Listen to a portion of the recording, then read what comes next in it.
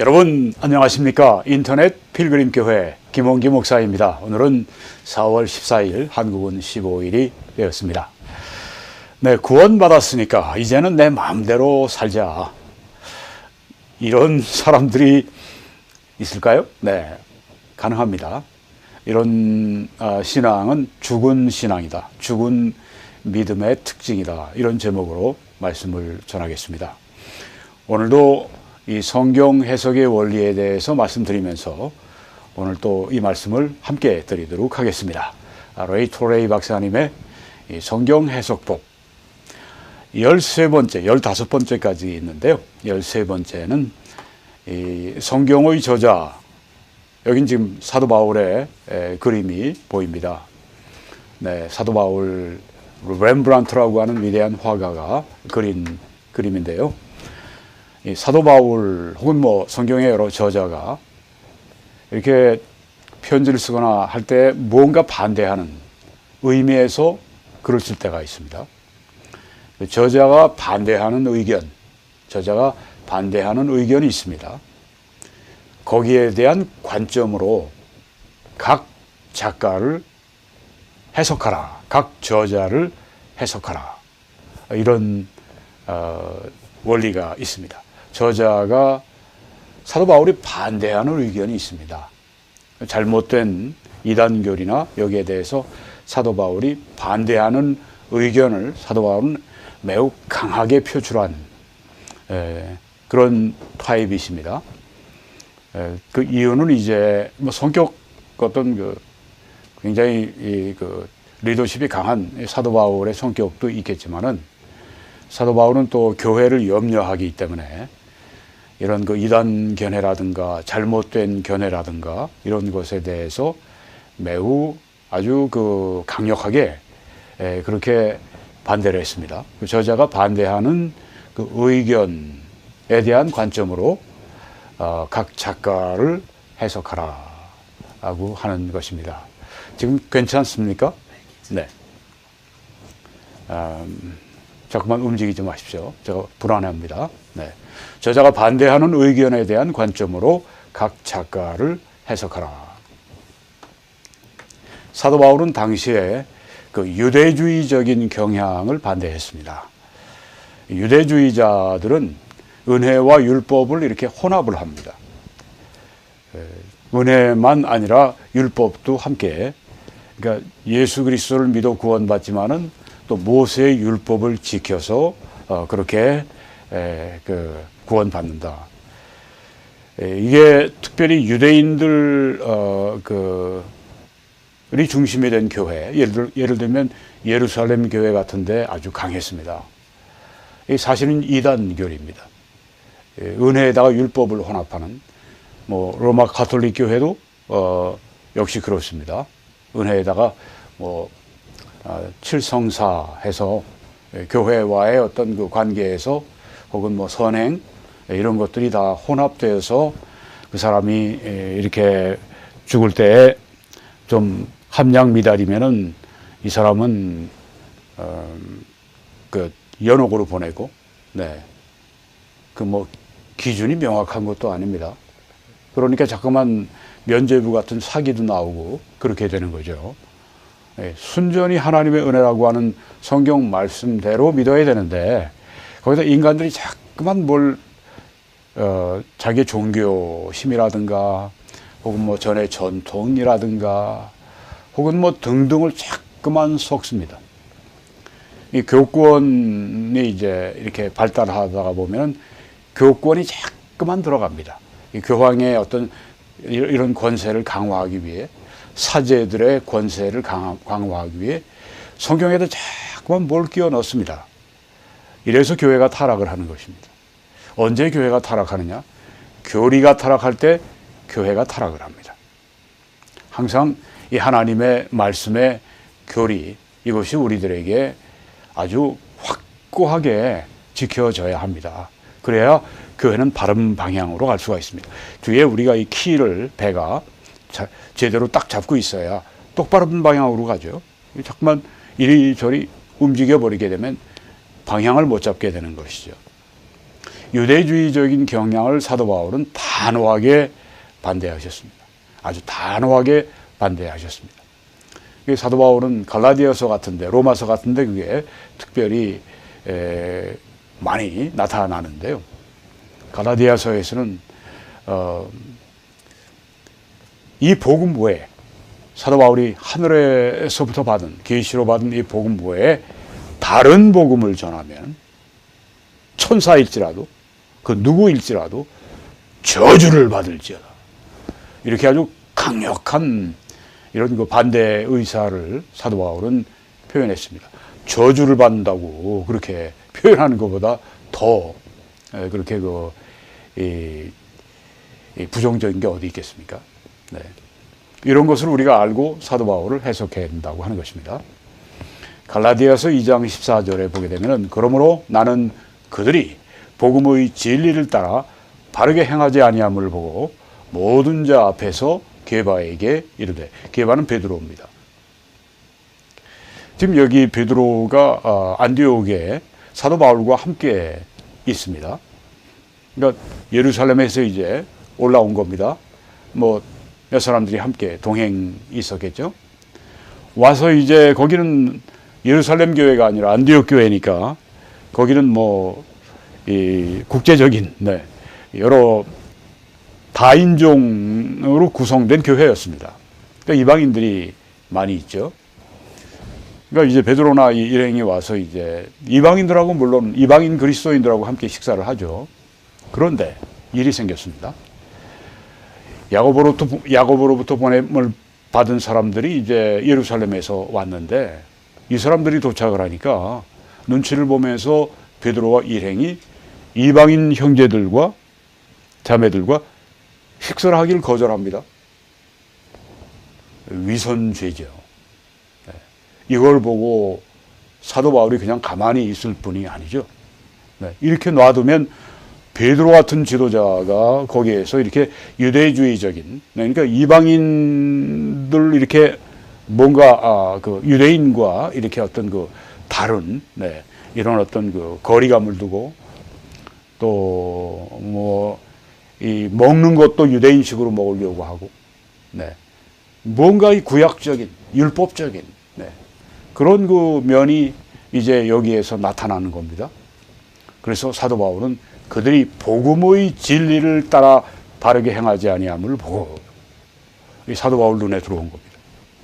아무리 게바하고, 게바는 뭐 예수님의 12제자 가운데 그래도 수석으로 그렇게 많은 사람들이 이해하고 있는데, 게바가 그러면 이건 완전히 초대교회 때부터 진리가 이게 그 교리가 흔들리거든요.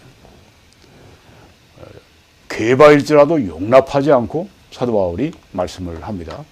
네가 유대인으로서 이방인을 따르고 유대인답게 살지 아니하면서 어찌하여 억지로 이방인을 유대인답게 살게 하려느냐. 이렇게 그 사도 바울이 면전에서 공방을 했습니다. 참 이 베드로가 들을 때 얼마나 참 그 수치스럽겠어요. 그렇죠? 예수님과 함께 3년 동안 같이 생활했던, 그리고 12 사도 가운데로 제일 맏형격으로 알려져 있는데, 뭐 바울은 뭐 그 한참 뒤인데, 사도 이 순서에 있어서는 바울이 면전에서 공개적으로 이렇게 네가 유대인인데 이방인을 따르고, 유대인으로서 이방인을 따르고 유대인답게 살지 아니하면서 어찌하여 억지로 이방인을 유대인답게 살게 하려느냐. 그 당시에 유대주의자들은 이제 이방인 그리스도인들이 우리처럼 해야 된다. 우리처럼 예수 그리스도를 믿지만 절기도 지키고 율법도 지키고 할례도 받고, 이방인들에게 그걸 요구한 겁니다. 그러니까 거기다 은혜 복음에다가 율법이 첨가가 되는 거죠. 그래가지고 사도 바울이 여기에서 유대주의에 대해서 강력하게 지금 비판을 하는 것입니다. 이 일 때문에 어떻게 됐죠? 뭐 베드로와 뭐 바울이 뭐 서로 갈라서고 그런 게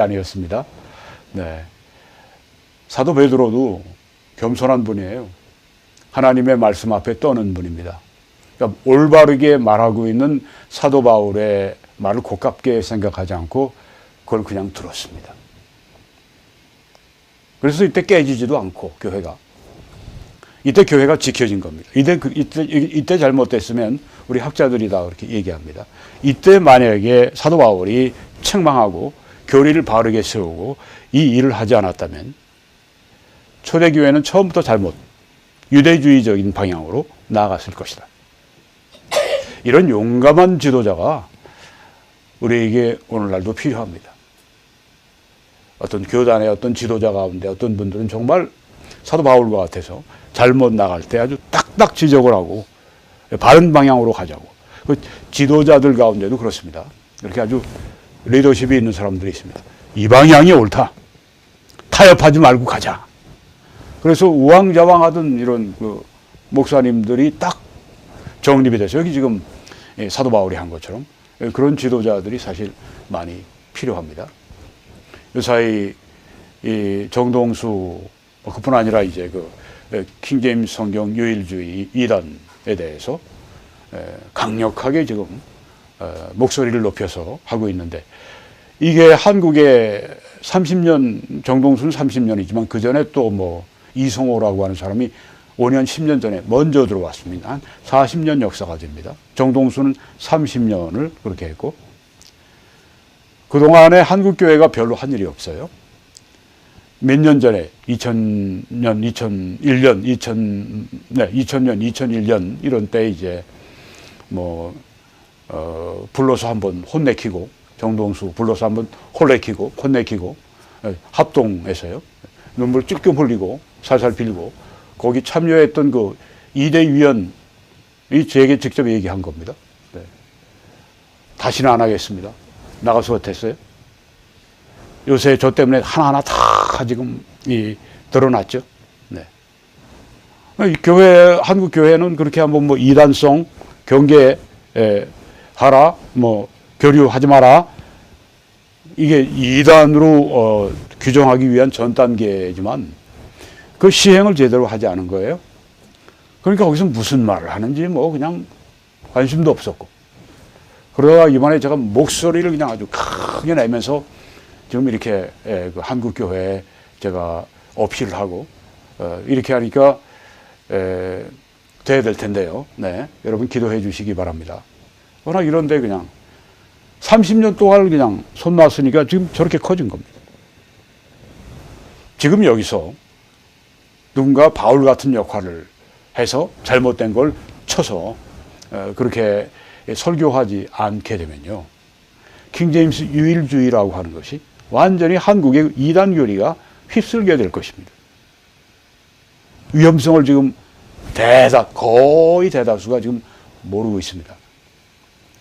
이 리더십이 필요하니까 하나님이 우리를 통해 일하시는데 여러분들이 정말 열심히 기도해 주셔야 합니다. 뭐 이런 그 이단 운동 이런 배후에 사탄이 있기 때문에 우리가 상대할 수가 없어요. 이건 하나님이 우리와 함께 하실 때만 교단의 힘 가지고 되는 것도 아닙니다. 뭐 이단으로 규정을 했더라도 저 사람들이 이단 교리 가지고 있는 사람들은 그냥 가만히 있지를 못합니다. 그 이단 교리가 계속 마음에 그렇게 주장하기 때문에 그래서 이 한국 교회 지금 여러 가지로 어려움이 많습니다. 우리가 이 한국 교회를 하나님이 더 지켜주시도록 기도하시면서 우리가 사도 바울처럼 해야 할 줄 믿습니다.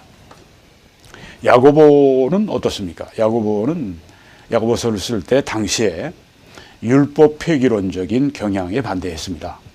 율법을 폐기한다. 그러니까 이 도덕 폐기론 그렇게 또 말하기도 합니다. 도덕이 필요 없는 거예요. 구원받았으니까 우리에게 도덕적인 의미가 없다. 여기서 이제 내가 구원받았으니까 내 마음대로 살아도 된다. 죄 지어도 과거 현재 미래의 모든 죄를 다 용서하셨다며. 그러니 난 뭐 어떻게든지 난 무슨 죄를 지어도 난 용서 다 받은 거니까 천국 갈 수 있는 거 아니야? 네. 이렇게 기회주의적으로 생각하는 사람들이 있습니다. 그런 사람들 가운데 어떤 사람은 구원 못 받을 거예요. 왜냐하면 그 믿음은 진짜 죽은 믿음이기 때문에. 그냥 머리로만 믿었지 마음으로 구원을 받지 않았어요. 그 영원히 구원받지 않았습니다. 머리로만 이론적으로 지식적으로만 구원받은 것입니다. 그러니까 하나님을 향해 살려고 하는 마음이 없어요. 왜냐하면 그 안에 성령이 안 계시기 때문에.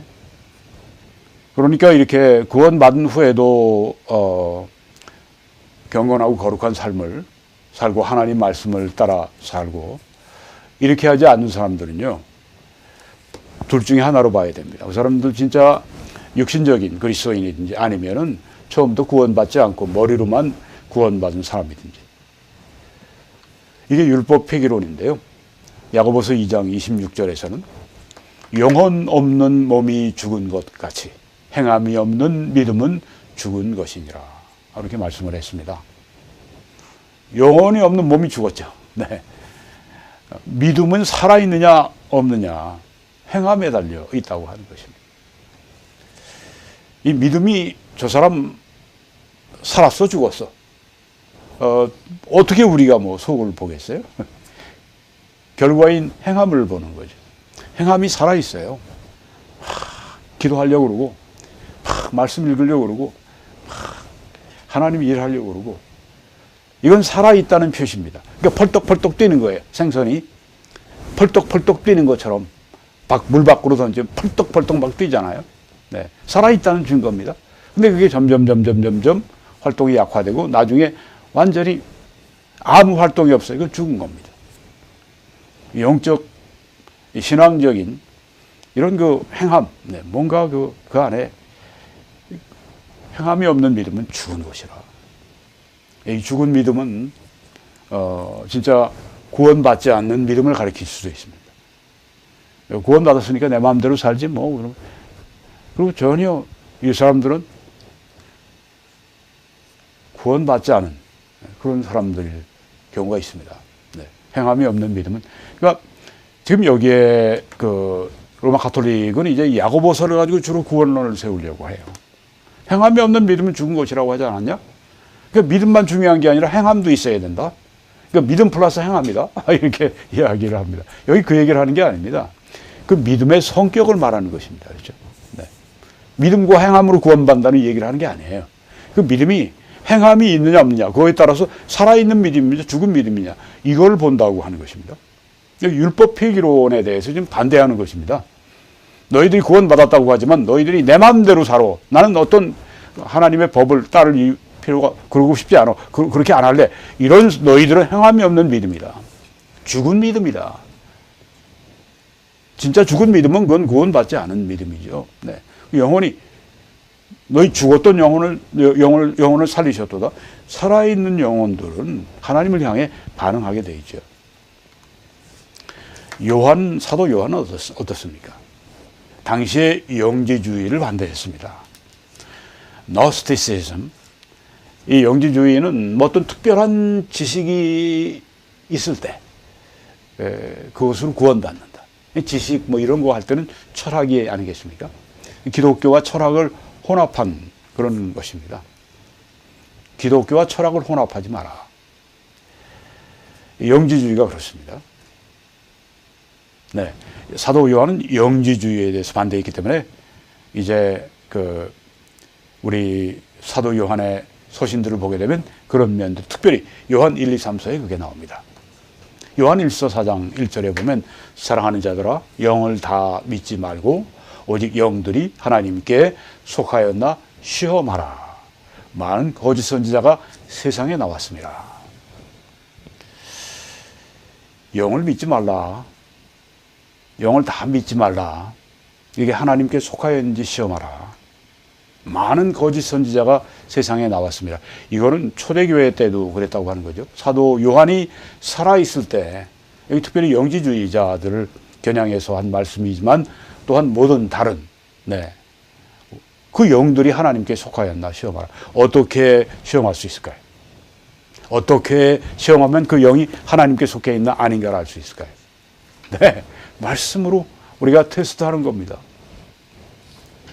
모든 성경은 하나님의 감동으로 되었다고 할 때 그 말씀은 먼저는 구약 그리고 신약 말씀이죠. 근데 거기다가 무슨 뭐 킹제임스 성경 쓱 가지고 들어와서 킹제임스 가지고 끼워놓고 이것도 하나님의 영감을 받았고 이렇게 얘기하는 사람들. 성경적으로 틀린 것뿐이 아니죠. 400년이 지난 동안에도 아직까지도 고치지 않은 여러 구절들이 있다고 하는 게 이게 여러분 하나님 말씀을 그렇게 해서 되겠어요? 그렇게 관리부실하면 되겠습니까? 이렇게 잘못된 번역들을 아직도 가지고 있는, 그러니까 지금 현대 우리 개혁을 포함해 현대 영어 현대역들을 포함해 다 그 중에 제일 관리부실한 게 이 킹제임스 성경이에요. 염치도 없고 거짓말해도 화인 맞은 양심처럼 자기들이 거짓말한다고 말도 안 해요. 분명히 틀려 있는데도 불구하고 그 사람들 눈에는 어떻게 보이는지 아십니까? 틀린 게 옳은 거예요. 왜? 이거는 오류가 없다고 믿으니까. 그러니까 우리가 아무리 이게 틀린 거라고 얘기해 줘도요. 예를 들면 이제 예수님을 여기에 그 킹제임스 성경에는 죽여서 그 다음에 십자가에 걸어놨다. 이렇게 거기에 그 번역이 되어 있습니다.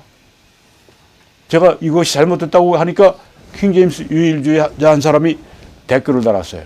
그거는 동격을 말한다. 동격을 말한대요.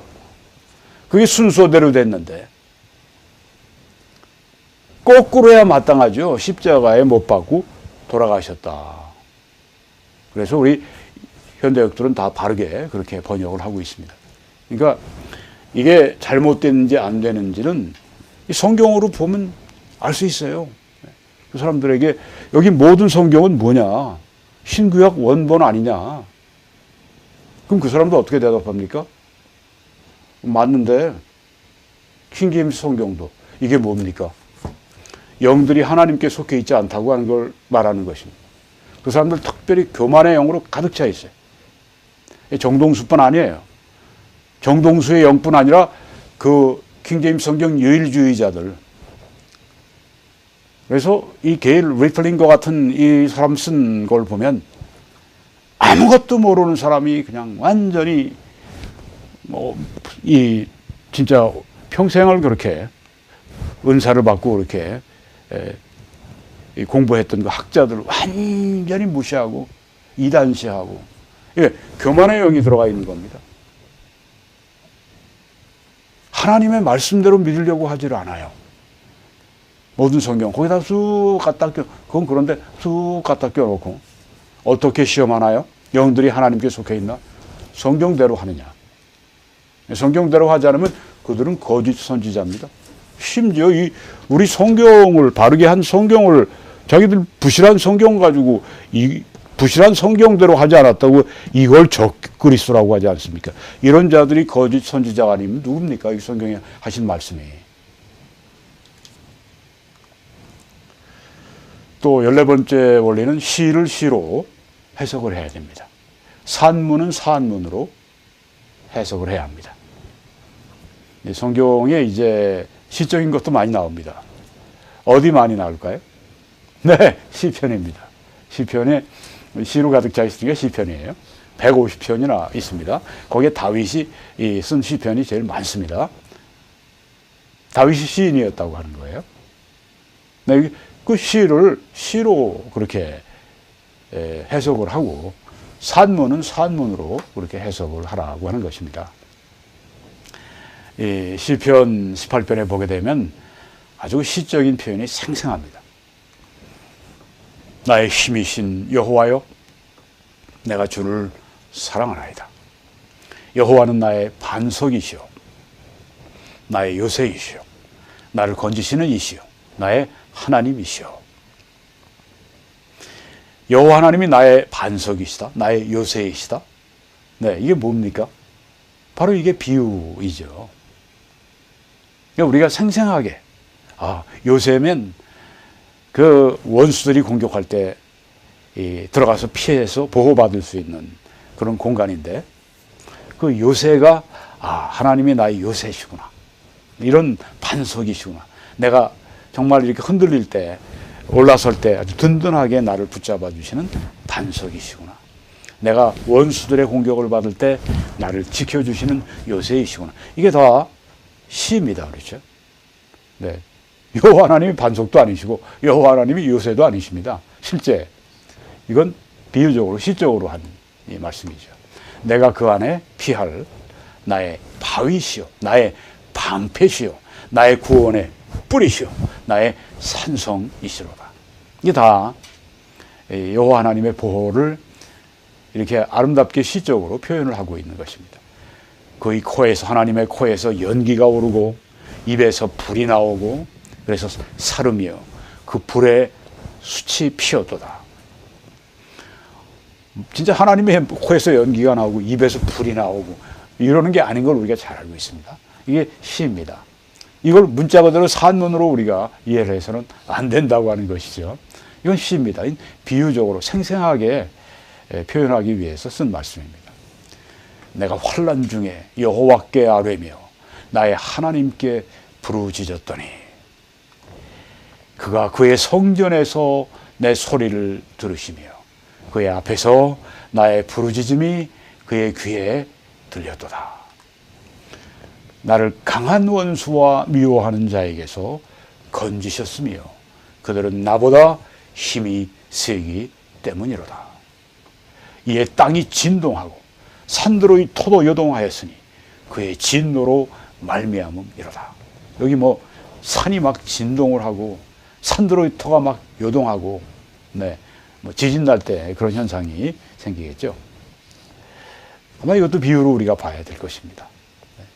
산이 막 진동하고 산들의 토가 막 기초가 막 그냥 요동하고 그의 진노로 말미암음이로다.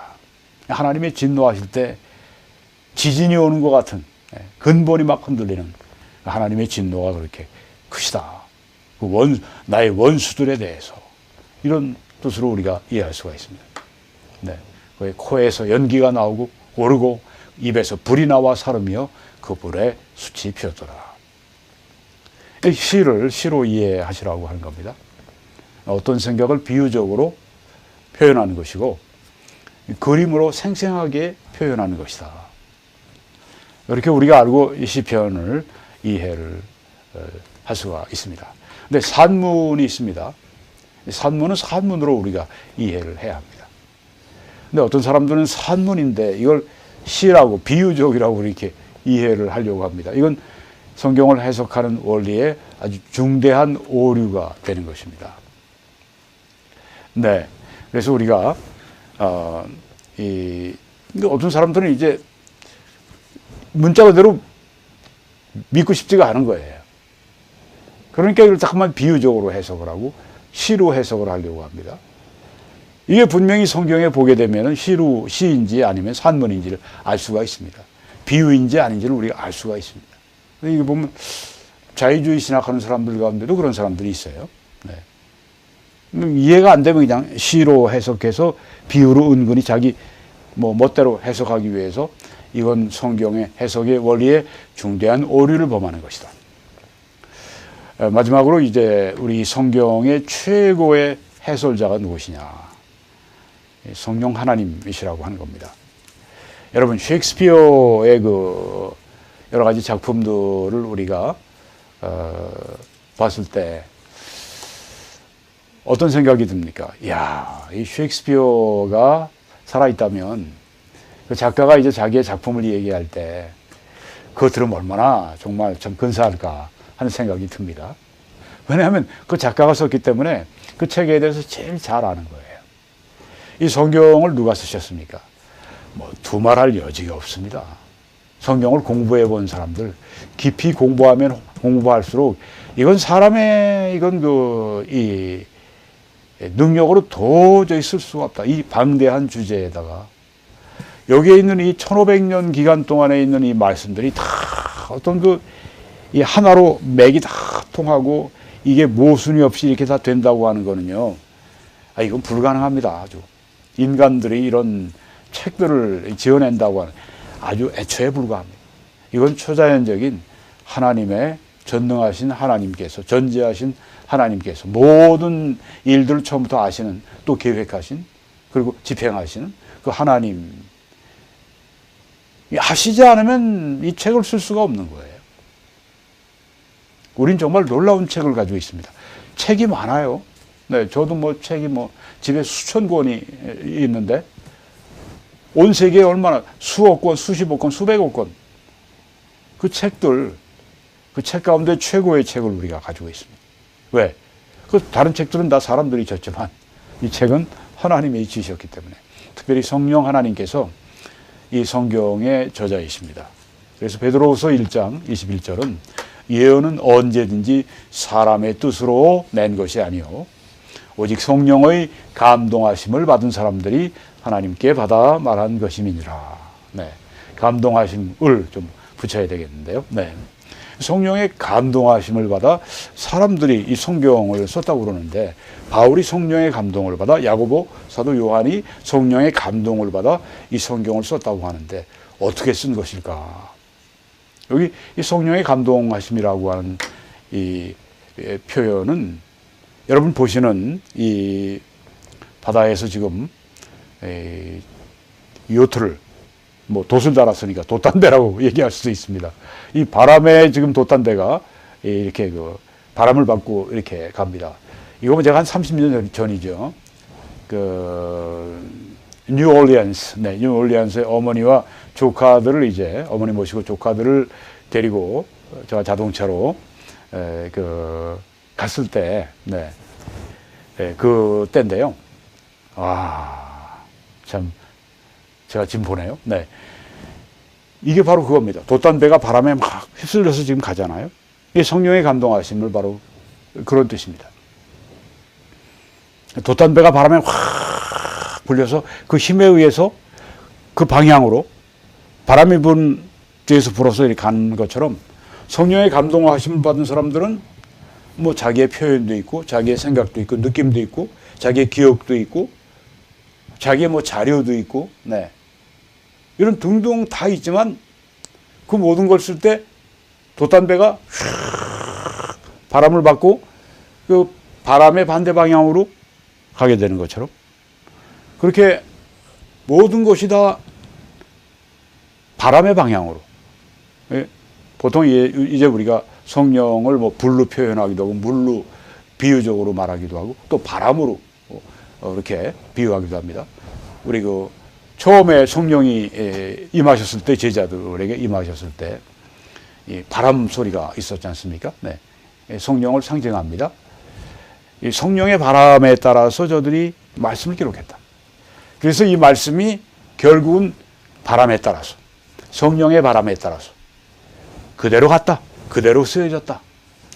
바로 그것입니다.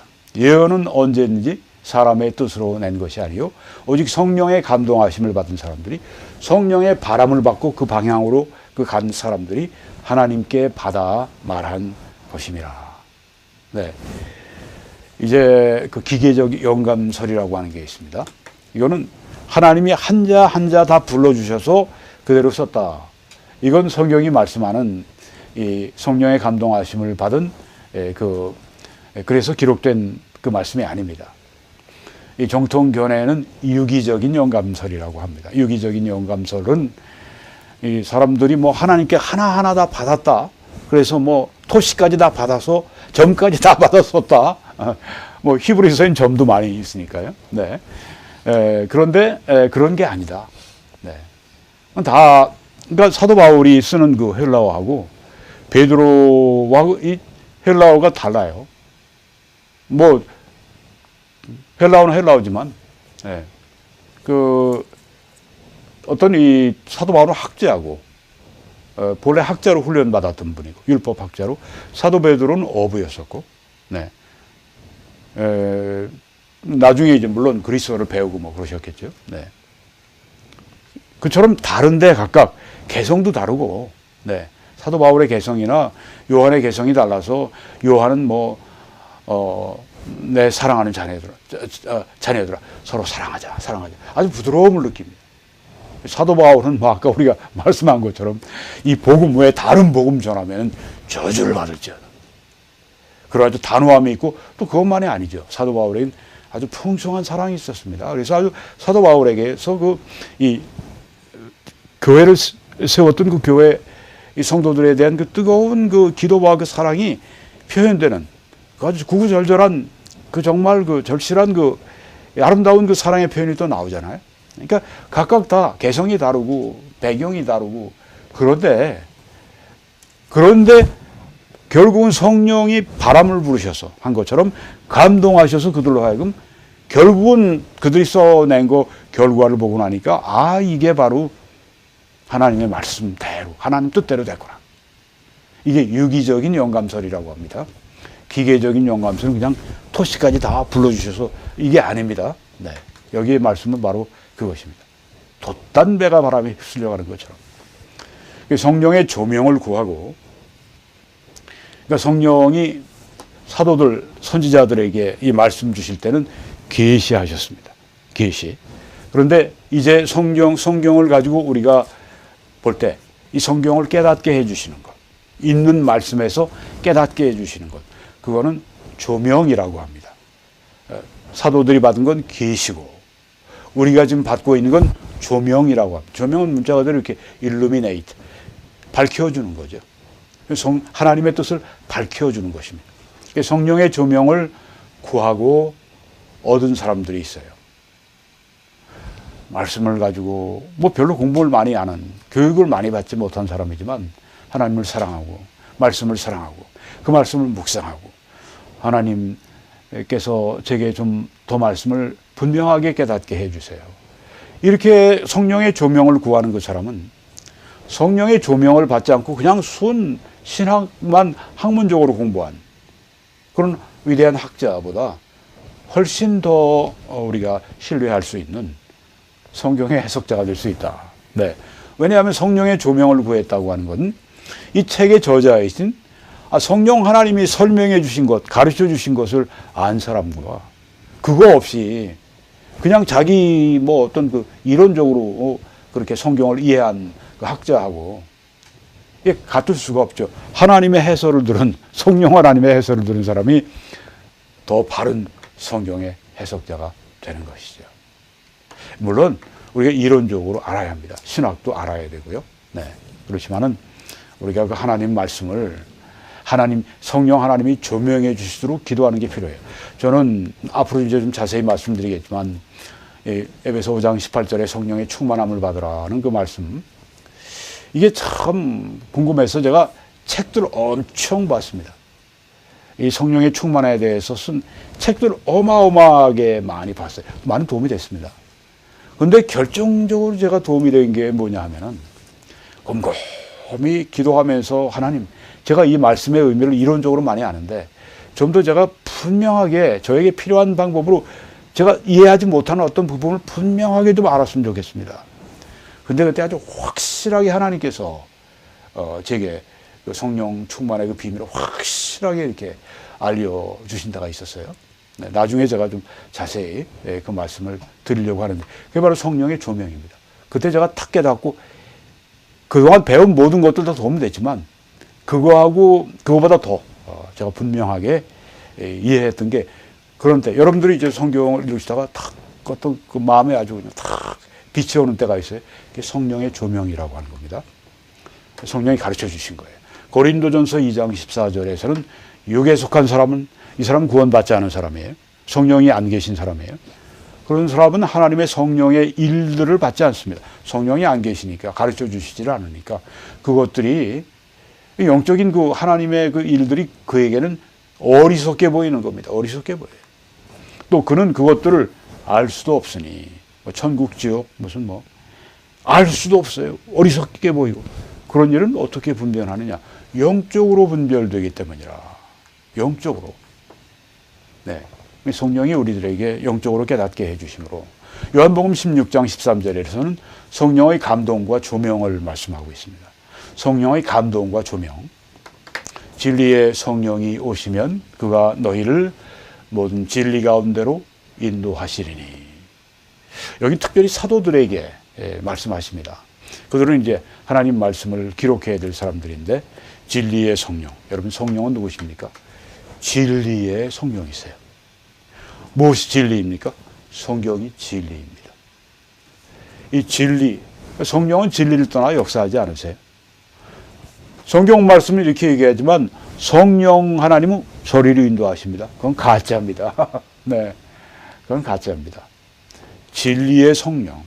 그래서 우리는 항상 이게 성령 하나님의 뜻입니까? 이것입니다.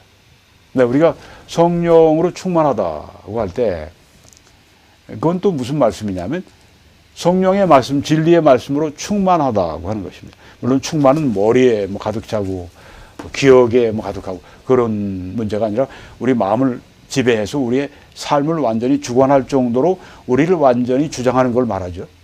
네, 성령이 충만하다고 하는 건 달리 얘기하면 성령의 말씀으로 충만하다고 하는 것입니다. 성령 충만은 우리가 하나님께 우리의 의지를 복종시키는 것이 굉장히 중요한 것인데요. 그럼 이제 성령 하나님이 채워주시는 건 하나님이 하시는 일이고, 우리는 충만하라고 하는 말씀은 달리 얘기하면 지배를 받으라고 하는 말씀이에요. 술 취하지 말라. 이는 방탕한 것이니 오직 성령으로 충만을 받으라. 술 취하지 말라. 왜 우리가 술에 취하나요, 사람들이? 술에 내 자신을 맡기니까 그렇게 되는 거죠. 술을 마시니까. 안 마시면 절대 취할 일이 없습니다. 우리가 성령의 충만함을 받을 때 동일합니다. 성령의 충만함을 받기 위해서 우리의 의지를, 지성과 감정과 의지를 복종시켜야 합니다. 우리가 할 수 있는 일이죠. 성령의 도우심으로 우리가 복종할 수 있습니다. 성령의 충만 받으라고 하는데 중요한 포인트가 그겁니다. 우리의 의지입니다. 복종해라. 성령의 지배에 복종해라. 그게 계속 그런 삶이 계속이 되면 성령의 충만은 당연히 오게 되는 것이죠. 우리가 성령으로 완전히 주장을 받게 되는 거죠. 네. 자, 여기에 다시 돌아와서 진리의 성령이 오시면 그가 너희를 모든 어디로 인도한다고요? 진리 가운데로 인도하신다. 그가 스스로 말하지 않고 오직 들은 것을 말하며 장래일을 너희에게 알려주시겠다. 네, 성령이 하신다. 성령의 조명이 여기 나오죠. 요한 1서 2장 27절에 너희는 주께 받은 바 기름 부음이 너희 안에 거하나니 아무도 너희를 가르칠 필요가 없다. 이거는 이제 사도들에게 하신 말씀이 아니라 일반 모든 그리스도인들에게 하신 말씀인데요. 그 조금 전에 사도들의 그 말씀이 우리 일반 성도들에게 어느 정도 적용이 된다고 하는 것을 이 말씀에서 볼 수 있습니다. 너희 안에 기름 부음이 계시다. 성령이 우리 안에 거하셔서 아무도 너희를 가르칠 필요가 없다. 오직 그의 기름 부음이, 성령의 조명이 모든 것을 너희에게 가르치며 또 참되고 거짓이 없으니 너희를 가르치신 그대로 주 안에 거하라. 아무도 가르칠 필요가 없다. 이건 뭐 우리가 그 성경 교사, 뭐 목회자 혹은 설교자, 신학자 배울 게 없다고 하는 얘기는 절대 아닙니다. 그분들이 성령의 조명을 받고 깨닫고 가르쳐 주는 거는 그건 성령의 그 교훈을 우리들에게 주는 것이니까, 간접적으로 우리에게 주어지는 거니까 그건 배울 수가 있죠. 얼마든지 배워야 합니다. 네, 그래서 하나님이 교회에 목사와 교사를 세우신 이유가, 선지자를 세우신 이유가 바로 거기에 있는 것이죠. 그런데 우린 또한 그것뿐 아니라 성령 하나님의 직접적인 이런 조명, 직접적인 이 기름 부음, 가르침을 받을 수가 있다고 하는 것입니다. 어떤 그리스도인인지 성령이 조명해 주실 수 있고, 조명을 받기를 간절히 원하면 조명이 온다고 하는 것입니다. 여기 기름 부음이 모든 것을 너희에게 가르친다고 하지 않습니까? 성령의 가르침, 성령의 조명을 받는 것은 모든 그리스도인들의, 그러니까 특권이다. 특권이다. 누가복음 11장 13절은 그럼 이 성령의 조명을 어떻게 받을까? 비결이 여기 있습니다. 너희 하늘 아버지께서 구하는 자에게 성령을 주시지 않겠느냐. 여기 성령을 우리가 구한다고 하는 것은 이미 성령을 모신, 성령이 내주하시는, 우리가 뭐 성령의 내주를 또 구할 필요는 없죠. 성령이 그런 말씀한 건 아닙니다. 그런데 구하는 사람들에게 성령을 주신다고 하는 건 성령의 모든 활동과 사역을 임재를 우리에게 주신다는 말씀입니다. 성령은 이미 오셨고 그 성령이 우리 안에 사역하시고 활동하시고 충만케 하시고 임재하시고 주장하시고 이 모든 일을 하실 때 어떻게 하시느냐? 하늘 아버지께서 구하는 자에게 성령의 활동과 역사, 감동과 조명 이걸 주시지 않겠느냐? 그러니까 성령의 조명을 우리가 구하면 구하는 자에게 성령의 조명을 주신다. 성령의 충만을 구하는 자에게 성령을 주신다. 성령의 충만을 주신다. 네, 그래서 우리 성령과 이 구하는 것은 굉장히 중요합니다. 관계가. 구하는 자에게 뭘 주신다고요? 성령을 주신다. 어떤 사람들은 이거 구원받을 때 내가 예수님을 영접할 때 성령이 오신 것 말합니다. 아니. 그것도 여기 포함시킬 수 있을지 그것보다는 우리가 언제 처음 복음 전할 때 그 사람들에게 성령을 구하십시오. 이렇게 얘기합니까? 안 하죠. 예수님을 영접하십시오. 예수님을 영접하시면 성령 하나님, 예수님 본질상 같은 신분이니까 성령 하나님이 오시면 예수님이 오시는 거예요. 본질상 같으신 그 안에서 연합하시는 삼위의 하나님이 우리 안에 오시는 거예요. 근데 우리는 여기서 구하는 자에게 성령을 주신다는 말씀은 믿지 않는 사람들에게 이런 얘기 하지 않습니다. 성령이 누구신지 이해도 못 하는데. 그러니까 우리가 잠깐만 예수님을 얘기하죠. 왜? 예수님이 오셔서 하나님을 보여주셨으니까 사람들이 불신자도 이해할 수가 있어요. 그렇죠? 근데 성령 하나님 말하면 불신자들이 이해가 안 되죠. 여기 말씀은 신자들에게, 성도들에게 하신 말씀이다. 구하는 사람들에게 성령을 주신다. 성령 하나님의 왕성한 역사와 활동을 내 안에서 혹은 우리 이 단체와 교회 안에서 원하는가? 구해야 한다고 하는 겁니다. 우리 국가 안에서 성령의 역사와 활동을 원하는가? 구하라고 말씀하신 것입니다. 구하라. 이 성령의 활동 역사는 나에게만 국한되는 게 아니죠. 우리 자녀들에게도 그들에게도 성령 하나님이 그들에게 활동하시고 역사해 주시기를 우리가 구하면 거기에 임하죠. 모든 부흥이 그렇게 왔습니다. 소수의 사람들이 처음에는 모여서 간절히 성령의 부으심을 위해서 성령의 활동, 성령의 역사, 성령이 오셔서 역사하시는 그걸 간절히 구할 때 그때마다 위대한 부흥들이 터지곤 했었습니다. 오늘 이 말씀 굉장히 중요합니다. 여러분 생애에서 굉장히 중요합니다. 누가복음 11장 13절 너희 하늘 아버지께서 구하는 자에게 성령을 주시지 않겠느냐. 이 말씀 앞에 그런 말씀이 있습니다. 너희가 악할지라도 좋은 것을 자식에게 줄 알거늘 하물며 너희 하늘 아버지께서 구하는 자에게 성령을 주시지 않겠느냐. 얼마나 하나님은 구하는 사람들에게 성령을 주시기를 원하느냐. 이걸 보여주는 거죠. 왜? 보통 부모님들이 자식이 구하면은 구하기도 전에도 주기를 자꾸 원하잖아요. 내가 못 먹어도 자식은 먹이고, 내가 못 입어도 자식은 입히고 싶고, 내가 다른 걸 못해도 자식 교육시키고 싶고, 그냥 구하지 않아도 그냥 막 주고 싶은, 없어서 못 주지. 이런 그 마음인 것처럼 하나님 아버지께서도 이 귀한 성령의 역사와 활동에 대해서, 임재에 대해서, 충만에 대해서 막 주기를 원하시는데 우리가 그냥 구하지도 않고 그냥 게으르고 그냥 무관심하고 그냥 믿음도 이게 구하고 막 그런 게 믿음인데 그렇죠? 믿으니까 막 그냥 구하는 기도는 이게 믿음의 생생한 표현입니다. 기도한다고 하는 거 저 사람이 믿고 있다고 하는 거예요. 왜? 기도 믿지 않으면 기도 안 하죠. 내가 왜 기도하겠어요? 안 믿는데. 그렇지만 우리가 막 구한다. 간절히 구한다. 믿기 때문이죠.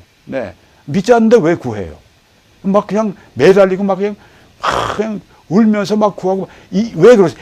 그만큼 하나님 앞에 진실하고 간절한 거예요. 한나처럼 그냥 막 엉엉 울면서 그냥 막 폭발하면서 막 그러니까 옆에서 볼 땐 마치 그냥 술 취했나. 제사장이 와서 제사장이 볼 때도 엘리 제사장이 볼 때도 여기서 어떻게 술 취하고 이럽니까? 아닙니다. 내 마음이 너무 상해서 하나님 앞에 내 마음을 지금 쏟아놓고 있습니다. 이런 그 기도. 성령을 구할 때 우리의 자세가 되어야 할 줄 믿습니다. 성경을 펼칠 때마다 성령의 조명을 이렇게 받을 수 있는 비결이 있습니다. 네. 성경을 펼칠 때마다 야, 성령의 조명을 받아? 그 비결이 있어? 네. 5가지가 있습니다. 첫째는 예수님의 완전한 구원의 공로에 전적으로 의지하라. 네. 구원받을 때 우리가 이 말을 많이 하죠. 네. 근데 우리가 항상 이래야 합니다. 우리가 죄를 범했을 때에도 자백하고 나면 예수님의 이 구원의 이 공로로 말미암아, 보혈로 말미암아 우리가 용서받는다. 두 번째는 날마다 죄를 이기는 승리의 삶을 위해서 부활하신 예수님을 바라보라. 승리는 우리에게 있지 않습니다. 사도 바울은 그래서 내게 능력 주신 자 안에서, 그리스도 안에서 내가 모든 것을 할 수 있다고 말을 했습니다. 네. 오호라 나는 권고한 사람이로다. 이 사망의 몸에서 누가 나를 건져내겠는가? 나는 마음으로는 하나님의 법을, 내 몸으로는 육신의 죄의 법을 섬기노라. 오호라 나는 권고한 사람이로다. 이 사망의 몸에서 누가 나를 건져내랴? 그리고 이제 그 다음에 나온 말씀이 그거죠. 우리 주 예수 그리스도로 말미암아 하나님께 감사하리로다. 우리가 죄를 이기는 승리하는 삶, 이건 하나님의 도움을 받을 때 가능합니다. 부활하신 예수님을 바라볼 때, 바라본다고 하는 건 이제 우리 비유적인 표현이죠. 바라본다. 의지하고 믿는다고 하는 거죠. 네. 내 이 죄가 나를 계속해서 사로잡아 가려고 할 때, 내 힘으로 싸워 이기려고 하지 말고 부활하신 예수님으로부터 능력을 받기를 우리가 계속 구하고 의지하고 구하고 의지하고, 이때 결국은 승리하게 된다. 결국은 승리한다. 네. 부활하신 예수님의 능력으로 결국은 승리한다. 부활하신 예수님은 우리 모든 필요의 해답이십니다. 사랑, 희락, 화평, 오래 참음, 자비, 양선, 충성, 온유, 절제, 다 우리가 필요한 것들인데 성령의 열매라고 했는데 그건 예수님의 열매이기도 합니다. 네. 위격으로는 다르시지만 본질적으로는 같으신 분이니까 같은 열매가 맺혀질 수밖에 없는 거예요. 그렇죠? 네. 부활하신 예수님을 바라보라. 혹은 뭐 성령의 도우심을 구하라. 다 마찬가지예요. 네. 위격으로는 다르시지만 본질적으로는 동일하신 한 하나님이시니까. 네. 세 번째는 당신의 지성과 감정과 의지를 완전히 하나님의 뜻에 순복하라. 굉장히 중요합니다. 이게 우리 신앙생활에서 제일 중요합니다. 우리의 지정의를 완전히 하나님의 뜻에 순복하는 것, 하나님의 말씀에 순복하는 것. 이것이 우리에게 계속이 될 때 우리는 영적으로 성장하고요. 이게 중지될 때 우리 이 영적인 성장이 중지되고 퇴보하게 되는 것입니다. 우리가 나이가 많이 들면 물론 이제 여러 가지 우리에게 이렇게 방해거리가 많이 나오게 되지만, 그럼에도 불구하고 하나님께서 우리가 천국 갈 때까지 이 땅에 남겨놓으시는데, 우리 나이 먹고 그 다음에는 이제 뭐 기억력도 희미해지고 몸도 약해지고 그러니까 거룩한 삶에서 우리가 이렇게 퇴보하도록 하나님이 그렇게 계획하셨는가? 아닙니다. 사도 바울이 그러지 않았습니까? 내 겉사람은 날로 후패하지만 내 속사람은 날로 새롭다. 네. 하나님의 뜻에 성령의 도우심을 받아. 네. 하나님의 뜻에 내 의지만 가지고는 되는 건 아닙니다. 성령 하나님의 도우심으로 우리가 순복하고, 내가 순종하기를 저할 땐 내가 은혜가 부족한 거예요. 그렇죠? 네. 그때 어떻게? 은혜를 구해야죠. 네. 하나님이 나에게 주신 은혜가 이거 가지고 안 되면 더 은혜를 달라고 구해야죠. 은혜 위에 은혜를 더 주십시오. 네. 은혜를 주셔야 되겠습니다. 네 번째는 성경을 이렇게 펼칠 때마다 우리가 기도해야 될 것은 성령 하나님이 오셔서, 우리 안에 계시지만, 네. 비유적인 표현입니다. 성령 하나님이 오셔서 우리에게 성경을 해석해 주시도록 구하라. 네, 성경을 내 혼자 읽지 말고 펼칠 때마다 기도하고, 네, 성령 하나님, 이 책의 저자이십니다. 진리의 성령 오셔서 제게 진리를 알게 해 주십시오. 가르쳐 주십시오. 그래 제가 배우겠습니다. 이렇게 우리가 할 때 성령 하나님이 왜 안 오시겠습니까? 구하는 자에게 주시겠다고 했는데. 그리고 5번째로는 마지막으로 성령이 우리에게 가르쳐 주신 바는 우리가 전심을 다해 받아들이고 또 그 가르침 위에서 행동해야 됩니다. 만나를 그냥 그 자리에 가서 집어서 가져와서 먹으면 내 속으로 들어가지만 그거 그냥 놔두게 되면은 받은 거 그냥 놔두게 되면 다 썩어버립니다. 하나님께 받은 이 귀한 진리의 말씀, 이걸 전심을 다해 받아들이는 것뿐 아니라 행동해야 됩니다. 그 말씀대로. 네. 이렇게 할 때 이제 성령의 조명이 우리에게 온다고 하는 것입니다. 네. 오늘 이게 제가 마지막에 이렇게 돼서 여러분, 오늘도 우리에게 귀한 말씀을 주신 하나님께 감사를 드립니다. 네, 이 말씀대로 우리가 살 수 있는 은혜를 우리에게 주옵소서. 하나님의 놀라우신 은혜가 여러분 한 분 한 분 위에, 또 우리 북한과 세계의 교회에 정말 말할 수 없는 이 박해의 고통을 당하고 있는 우리 형제 자매들 한 분 한 분 위에, 어떤 이 에리트리아라고 하는 이 에티오피아 바로 위에 있는 나라, 거기에는 벌써 20년째 그 땡볕이 쪼이는 그 사막에, 거기에 컨테이너 안에 목사님 한 분이 거기 지금도 거기에 감금되어 있습니다. 토굴 같은 데서, 요독 수용소 같은 데서.